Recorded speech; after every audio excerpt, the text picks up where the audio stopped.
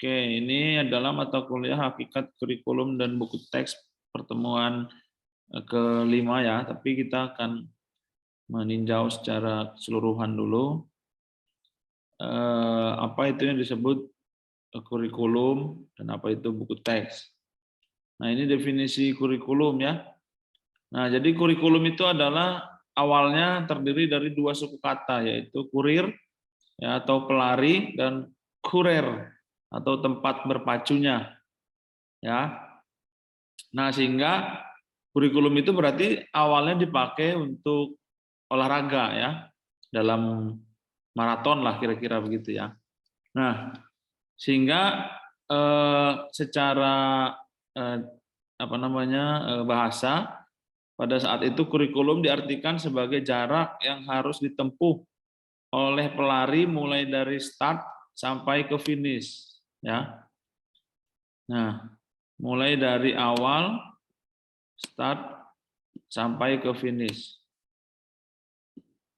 Nah, tolong nanti hasil rekaman ini kan masuk ke emailnya Melinda, nanti dikirim drive-nya ke saya ya. Saya akan posting nanti di YouTube. Nah, lalu istilah itu kemudian digunakan dalam dunia pendidikan. Ya, istilah kurikulum itu ya digunakan dalam dunia pendidikan yang menekankan kepada mata pelajaran, ya, sejumlah mata pelajaran yang harus ditempuh oleh pelajar dari awal sampai akhir. Untuk apa? Untuk memperoleh ijazah.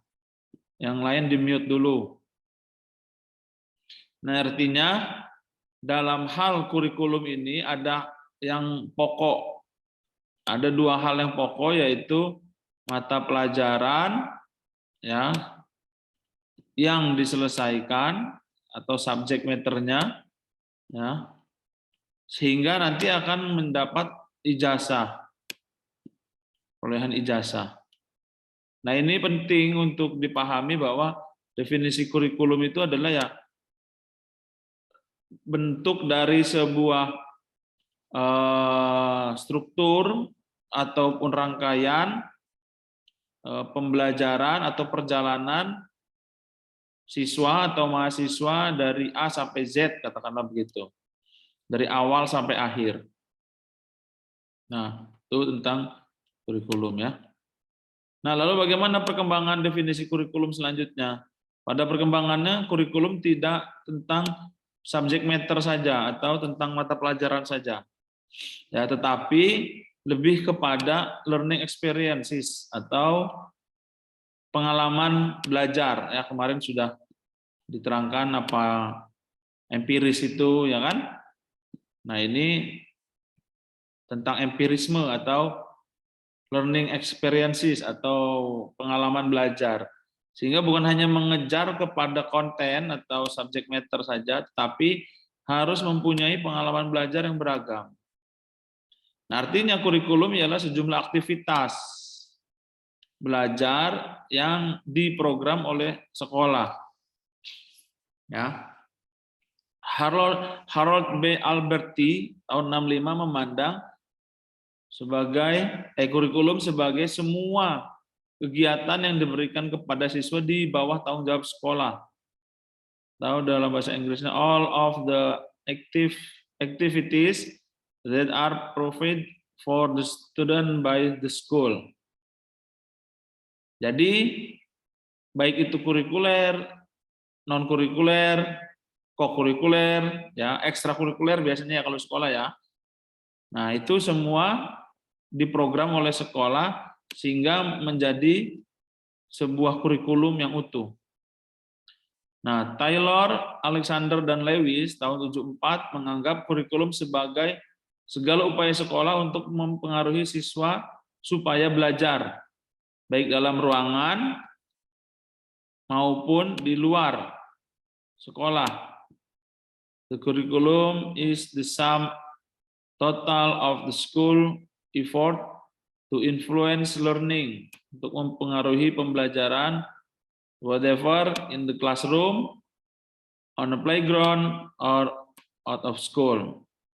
Nah, jadi belajar itu bukan hanya di ruang kelas saja, belajar bisa di luar ruang kelas, atau dimanapun yang itu bisa mempengaruhi manusia ataupun peserta didik itu untuk belajar.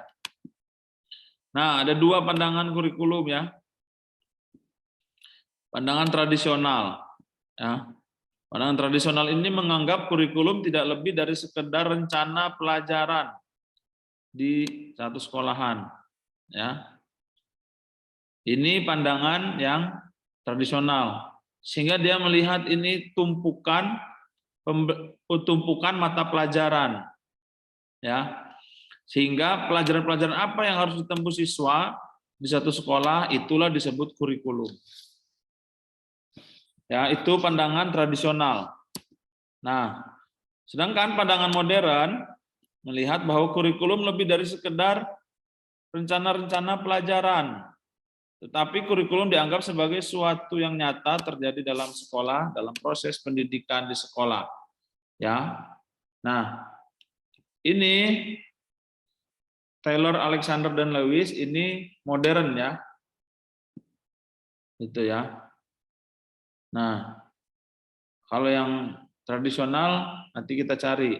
Ini juga masih yang modern juga sepertinya ya. Nah, artinya apa? Artinya ada dua pandangan yang melihat bahwa antara kurikulum dalam pandangan tradisional dan dalam pandangan yang modern. Nah, sekarang kita lihat 4 dimensi kurikulum menurut Said Hamid Hasan ya. Hamid Hasan ini dosen saya waktu S2.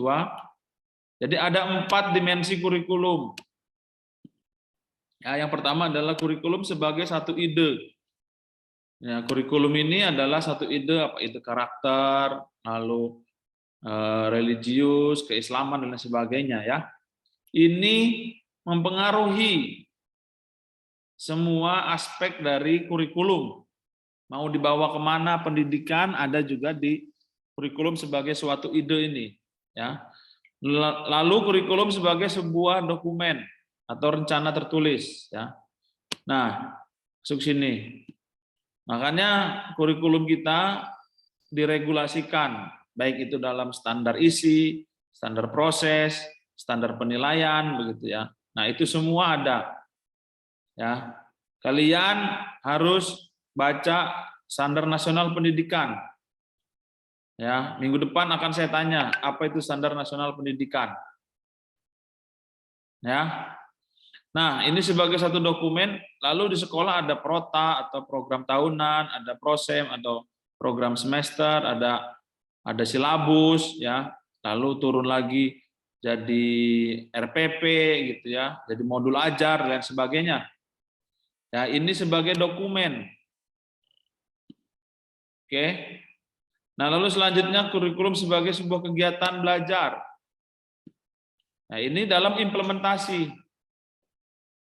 Ya. Dalam implementasi bagaimana kegiatan-kegiatan belajarnya? Apakah ada kegiatan belajar yang kalau sekarang ada proyek pembelajaran, ada problem based learning begitu ya, dan lain sebagainya. Ya, bagaimana dalam implementasinya, kegiatan belajarnya. Ya. Nah, ini implementasi ini tentu akan mengacu kepada rencana tertulis dari guru. Nah, karena kalian sebagai guru jangan main-main. Kalau guru tidak bisa menulis kurikulum atau menuangkan kurikulum dalam bentuk tulisan, baik itu dalam prota, prosem, RPP, itu sekalian gagal jadi guru.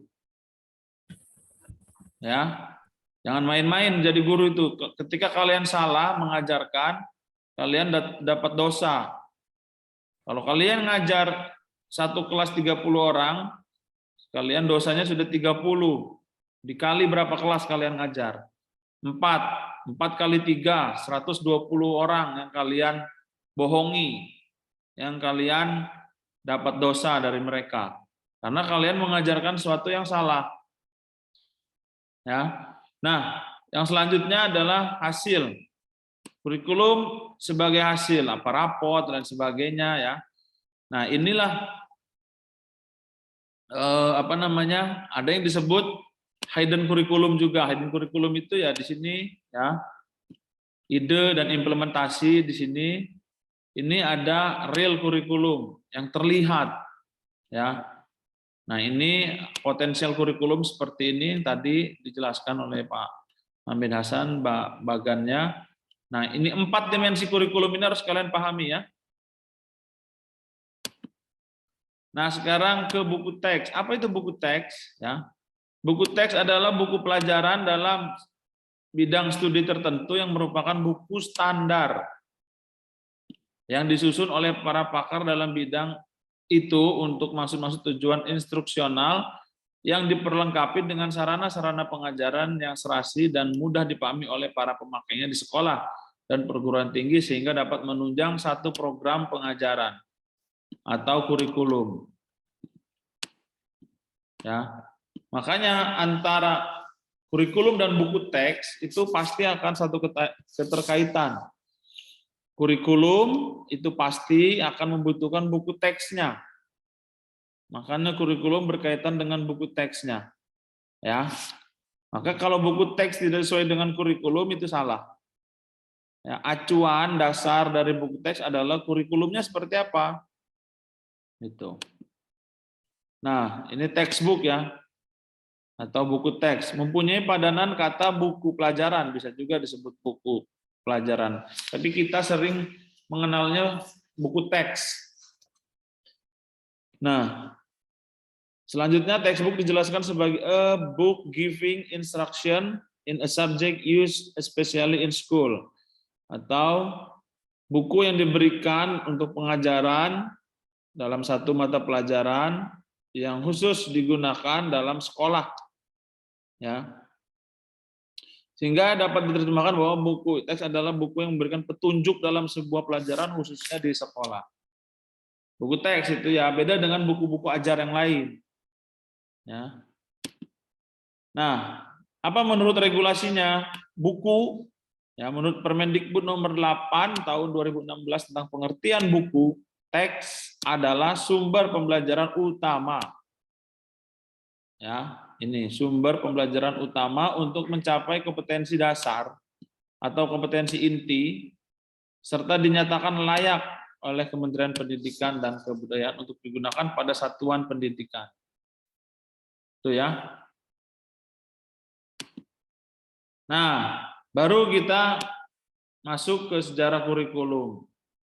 Nah, sejarah kurikulum di Indonesia ya, ada tahun 47, ada 52, lalu 64, ya, lalu 68, lalu 75, lalu 84, lalu 94, suplemen 99, 2004, 2016, KTSP, 2013, sekarang kurikulum merdeka.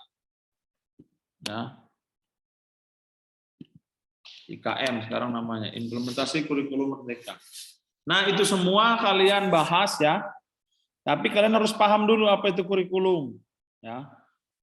Itu kalian bisa download di Siakat ya.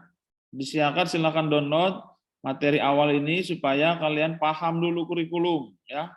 Apa kurikulum itu dan lain sebagainya ya. Oke, itu saja pengantar dari saya. Silakan setelah ini ke apa namanya? Presentasi mahasiswanya. Saya akan menyimak. Oke. Silakan, saya stop screen ya.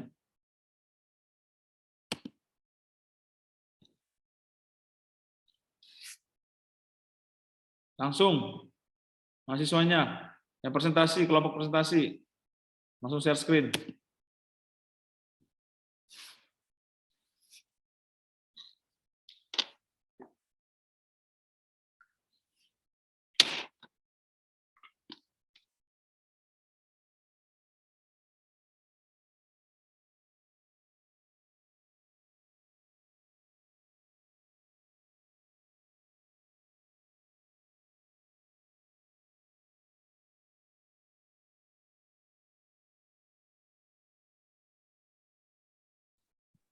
Ayo, kok diem aja?